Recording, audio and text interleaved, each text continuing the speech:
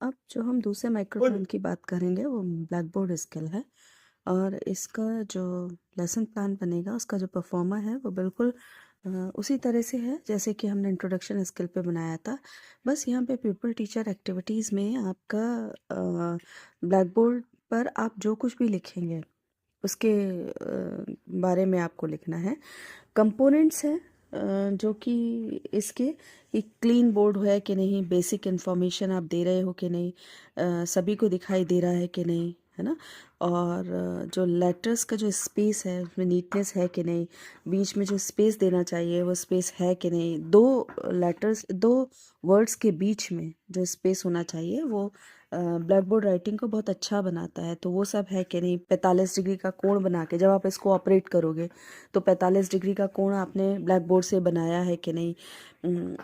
व्याकरण की कोई या ग्रामर मिस्टेक्स, तो ग्रामेटिकली मिस्टेक्स तो नहीं है। तो ये सारी चीज़ें आपको आपके कंपोनेंट्स होंगे। जो पीछे इन्विजिलेटर होगा, जब आप ब्लैक बोर्ड स्किल को ऑपरेट कर रहे होंगे तब पीछे जो इन्विजिलेटर होगा वो उसके आधार पे इसकी मार्किंग करेगा। ब्लैक बोर्ड स्किल को जब आप ऑपरेट कर रहे होते हो तो कुछ बातें हमेशा ध्यान में रखनी चाहिए। एक तो पूरी क्लास को बैक देकर ब्लैक बोर्ड पर नहीं लिखना चाहिए। सीधी रेखा में लिखें। इसके लिए प्रैक्टिस की ज़रूरत है।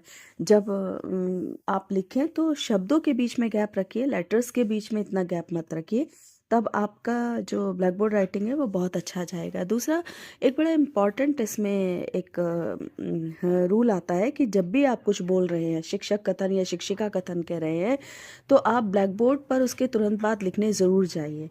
आपने देखा होगा जब उद्देश्य कथन बोला गया था तब भी हम टॉपिक लिखने गए थे ब्लैक बोर्ड पे। और शिक्षक कथन देने के बाद अनिवार्य रूप से ब्लैक बोर्ड पर कुछ ना कुछ, या तो उस जो भी हमने बोला है उसे इम्पॉर्टेंट एक या दो शब्दों में लिख देते हैं, अथवा पूरी व्याख्या उसकी लिखने की कोशिश करते हैं। लेकिन हमारा उद्देश्य ये होता है कि हम जो पिन पॉइंटेड बातें हैं वो ब्लैक बोर्ड पर ज़्यादा से ज़्यादा लिखें। कंपोनेंट्स जो माइक्रो प्लान जब मैंने ब्लैक बोर्ड स्किल का समझाया था तो जो कंपोनेंट्स बनाए थे वही कंपोनेंट्स इसमें बनेंगे। तो चैनल को सब्सक्राइब कीजिए, लाइक कीजिए और अपने कमेंट्स बॉक्स में अपने कमेंट्स ज़रूर डालिए। नमस्कार।